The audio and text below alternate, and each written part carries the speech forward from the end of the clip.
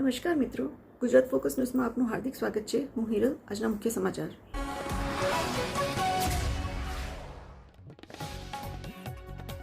સિદ્ધાર્થ માવાની છે અને હું consultant nephrologist kidney transplant physician છું મરેંગો સિમ્સ હોસ્પિટલ અમદાવાદ ખાતે.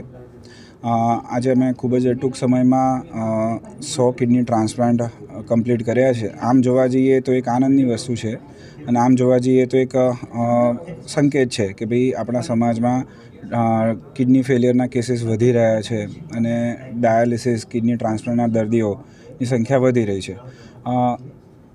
ખુશ એ વાતની છે કે અમે સારી રીતે આ બધા જ પેશન્ટોને નવું જીવન આપ્યું છે. આ એક અગત્યનો સંકેત એ પણ છે કે આપણી જે સામાજિક આપણી જે ગોઠવણ છે એ પ્રમાણે એક ઘરનું વ્યક્તિ બીજા ઘરના વ્યક્તિને હેલ્પ કરવા માટે હંમેશા તત્પર રહે છે અને એના માટે જ કિડની ટ્રાન્સપ્લાન્ટ આટલા થઈ શકે છે. જો અમે 100 કિડની ટ્રાન્સપ્લાન્ટ કર્યા તો એમાંથી કદાચ 12 થી 15 ટ્રાન્સપ્લાન્ટ કેડેવર એટલે કે બ્રેન ડેથથી છે, પણ બાકીના 80 થી 85 કિડની ટ્રાન્સપ્લાન્ટ લાઈવ ડોનર એટલે કે ઘરમાંથી જ સગાએ કિડની આપી અને સરસ થઈ ગયા. સો આ એક ખૂબ જ અગત્યની વસ્તુ છે. આની સાથે આપણે એ વસ્તુ સમજવાની જરૂર છે કે પેશન્ટની સંખ્યા વધી રહી છે પણ એટલા અંગદાન થઈ નથી રહ્યા, એટલે આપણે અંગદાન માટે અવેરનેસ કરવી પડે.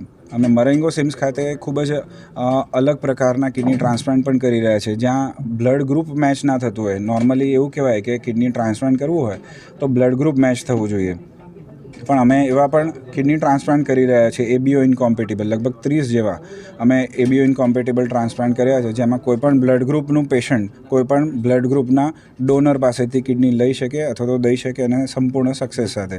સો આ બધાને કારણે અમારો સક્સેસ રેટ પણ વધ્યો છે અને ઓવરઓલ નંબર ઓફ પેશન્ટ્સની સંખ્યા પણ સારી રીતે વધી છે.